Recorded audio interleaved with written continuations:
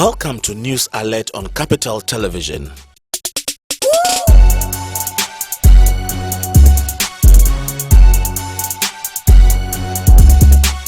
As Muslims across the globe broke the 30-day fast with Eid al-Fitr celebrations, adherents of the faith in Cape Coast presented a 3-point agenda to new Central Regional Minister, hoping that he will bring development to the Zongo communities.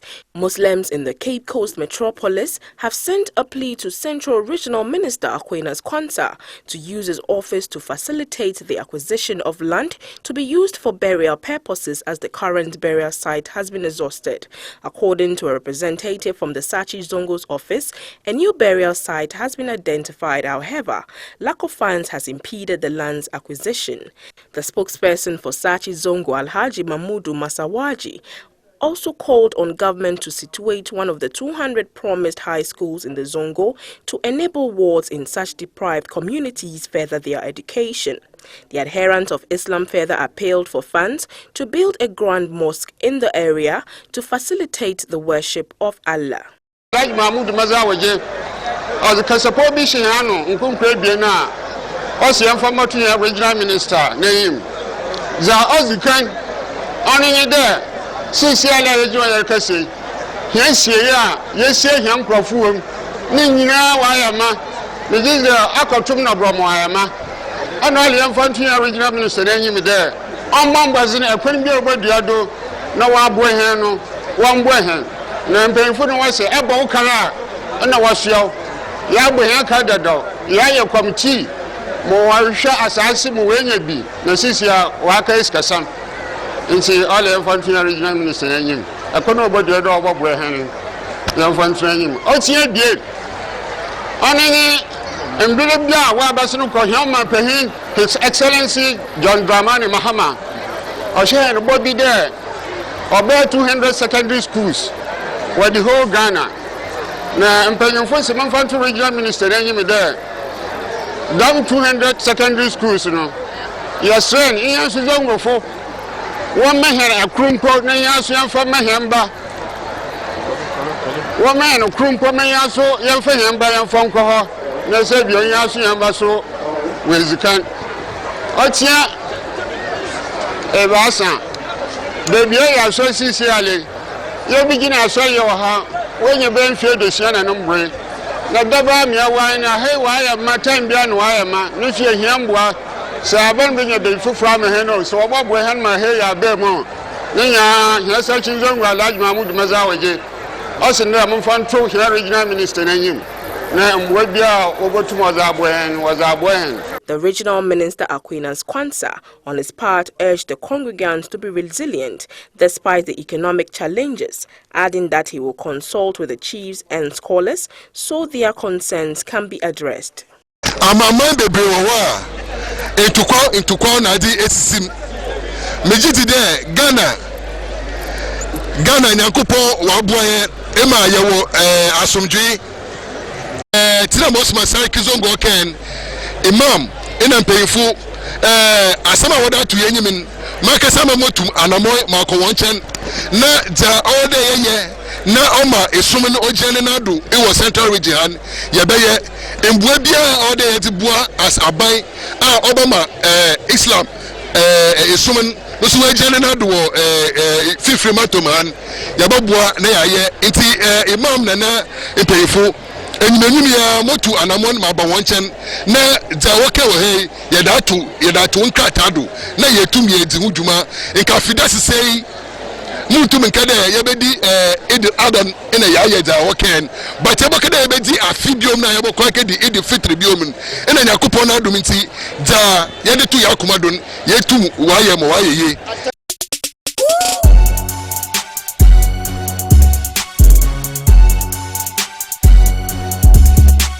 Although Also, Ghanaians enjoy their traditional meals such as fufu, banku and kenke. An increasing number consume rice meals such as wache, jollof and omoto daily. The problem, however, is the preference for imported rice over homegrown ones.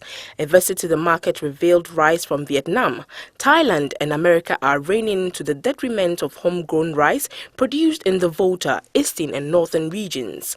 Retailers and vendors alleged consumers cite taste, price and perfume of the imported rice as being reasons behind their continuous purchase of the brands like Sultana, Gino, Jasmine, Sunbird and Texas Star rice. The rice dealers acknowledge excess importation is having their consequences on the cedi, explaining as Ghanaians, even though they hope for a strong and stable currency, the local rice producers must process the rice better, reduce the price at which they sell, and embark on educational campaigns to sensitize Ghanaians on the need to buy made in Ghana products. Foreign rice, I'm here.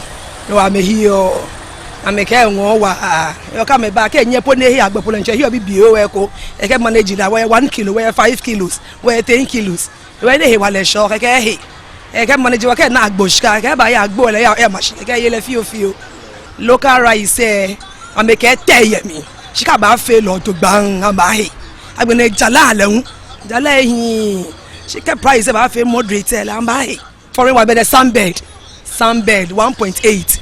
Ke umbrella royal umbrella le won wa amehi onu wa shi no kole ni eno e ba le ba se e ko ohe small foreign mo wa ameke e nice e center we fine o ka o ha me ni ne local amesumo ko ba amesumo foreign one e ho local rice e pu na me ye amesumo amena akashi local ni so amesumo ni ne foreign one, I'm a small foreign one for local.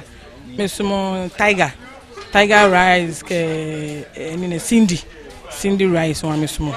Ghana for many foreign rice no more. Because we no local rice in common shada enter because ne boarding local rice ne boarding same foreign ones no. Foreign ones ne doors no different type. You one higher than a baby higher be so low. Into me to 1.5, 1.3. Now local rice no boarding say foreign ones. When Capital News spoke to consumers about their rice preference, they interestingly expressed preference for the homegrown rice, citing a need to support locally produced items.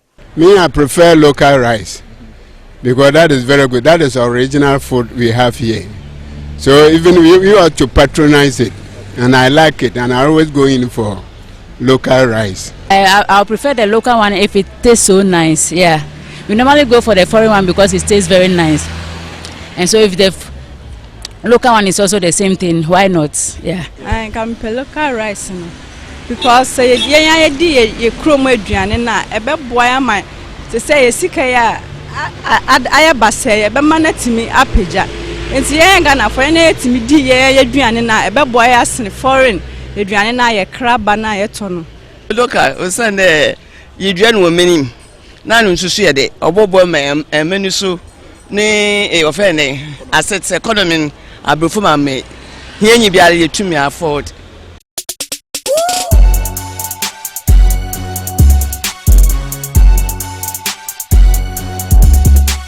All 7 presidential aspirants vying to lead the NPP in the 2016 elections have been given a clean bill of health to contest the presidential primaries by the National Vetting Committee of the New Patriotic Party. Under the chairmanship of Madam Ama Buzia, a former member of the Council of State, the committee examined and vetted all the 7 nominees seeking to contest the position.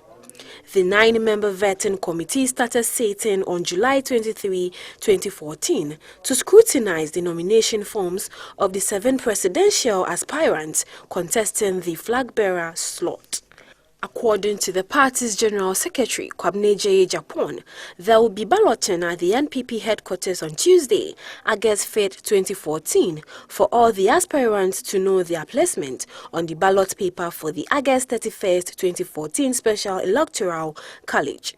He also took the opportunity to remind all aspirants, their spokespersons and agents to strictly respect and abide by the rules and regulations governing the presidential primary.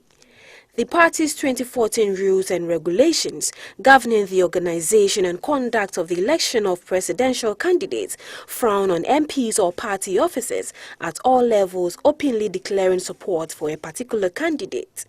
The aspirants are Nana Adudankwa Akufo-Addo, Alan Kojo Tremanten, Francis Adainimu, Dr. Kofi Konedu Apreku, Stephen Asamoah Boateng, Joe Gate and Kofi Osei Ameyao. The Special Delegates Congress scheduled for August 31st, 2014 will be used to prune the number down to 5. The National Delegates Congress is scheduled for October 18th, 2014.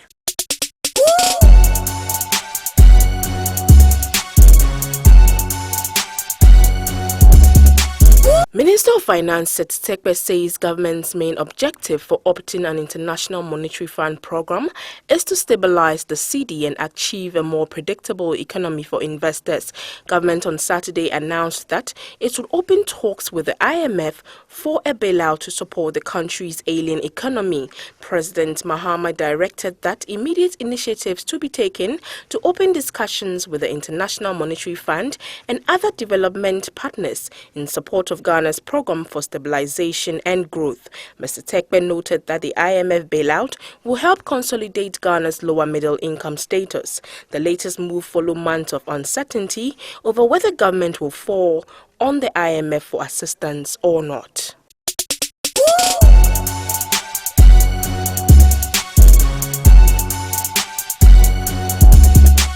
The Electoral Commission has begun a limited registration exercise for new voters across 6,000 centres. The EC says the exercise will allow any eligible voter, especially those turning 18 years after 2012, to register. The exercise was scheduled to take place between June 20 and 29th this year. But the Electoral Commission postponed the exercise because it could not secure the services of teachers since they were invigilating the Basic Education Certificate examination.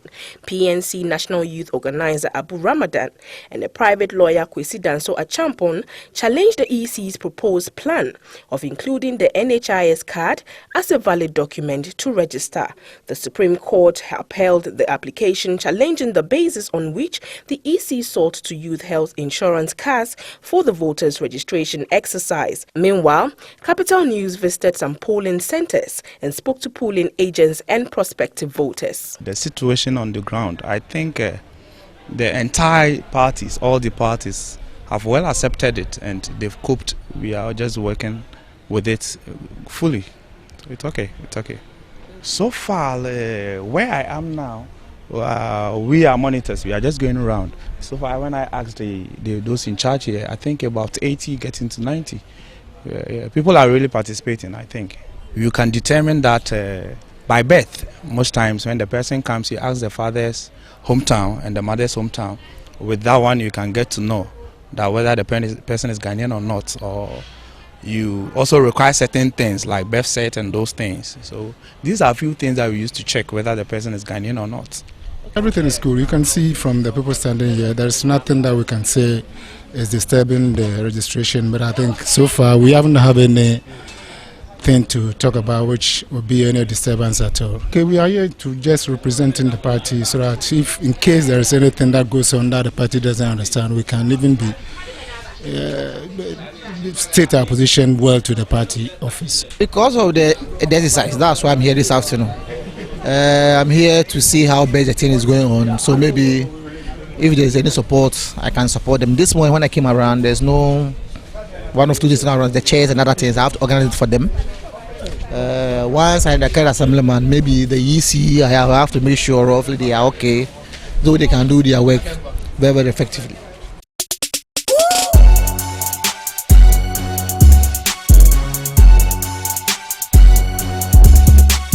Nigerian researchers claim they are a step closer to the universally accepted cure for the Ebola virus disease and dengue fever.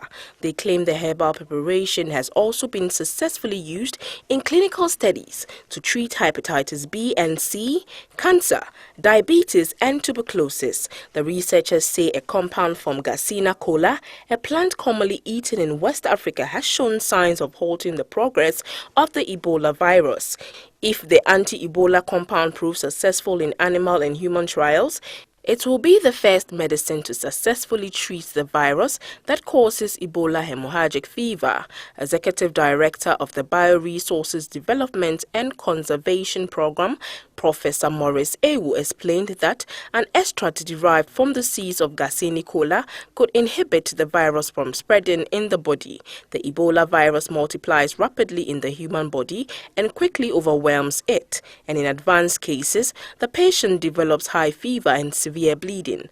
Although tests are at an early stage, researchers say should the trial succeed, drugs could be available to humans in a matter of years. The Ebola virus was first documented in 1976 after an outbreak in Zaire, but this outbreak is proven to be the deadliest, with 728 deaths recorded so far in Guinea, Sierra Leone, Liberia and Nigeria.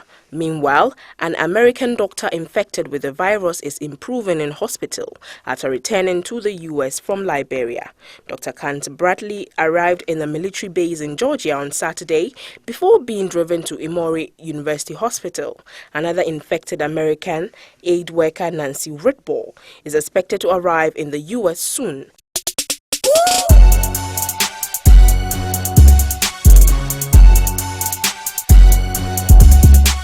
The curtains came down on the 2014 Commonwealth Games in Glasgow with a colourful ceremony that produced power-packed performances. After 11 days of action across 17 sports, the event came to a close on Sunday evening, with host Scotland finishing fourth with a record haul of 19 gold medals and a best-ever tally of 53 medals. Usain Bolt brought the Commonwealth Games to a fitting finale in Glasgow as he anchored Jamaica to win 4x100 meters relay gold and then partied with the thrilled Hampden crowd.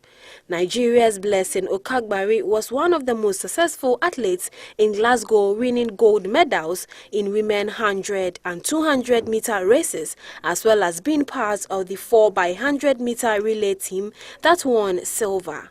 Ghana only managed 2 bronze medals at the game amid disputes in camp. Glasgow officially passed on the mantle to Australia's Gold Coast to begin preparations for the 2018 Games.